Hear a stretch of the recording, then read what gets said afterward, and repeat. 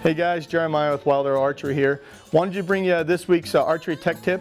And the number one thing I like to use is this whiteout marker. I think every bow hunter should have one of these in their tackle box. What I do is once I get my bow set and dialed in perfectly, I like to take this white marker and mark a bunch of things on my bow. So after riding a four-wheeler or putting the bow in my backpack, if something is shifted or moved, I can go back and look at these white reference marks to see what is shifted, what has moved on my bow. So the first thing I like to mark is my cams.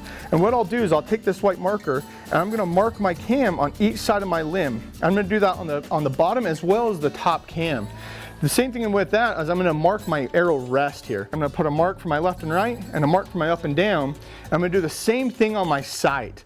That way if I'm out shooting one day, say I'm shooting in camp and I notice I'm hitting left or hitting right, I can go back and look at my markers on my references and see if anything has shifted or anything has moved, so I know what to adjust to bring my bow back in. The other great thing that I like to use this with is actually to mark my arrows. I'm going to mark them all 1 through 12 and figure out what arrows seem to group better than the other ones. And those arrows, say if I have arrow number 3, 4, and 5, just always shoot to the same spot, they group good. Those are going to be my arrows that I'm going to hunt with. Those are the ones I'm going to put my broadheads on with. So if you guys need any help or need any more techs or tip or anything, come on down to Wilde Archery. I'd love to help you guys get set up to go bow hunting this year.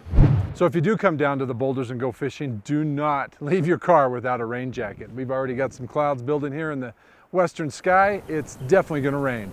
Let's check that recreation forecast now by turning it over to Kevin back in the weather department.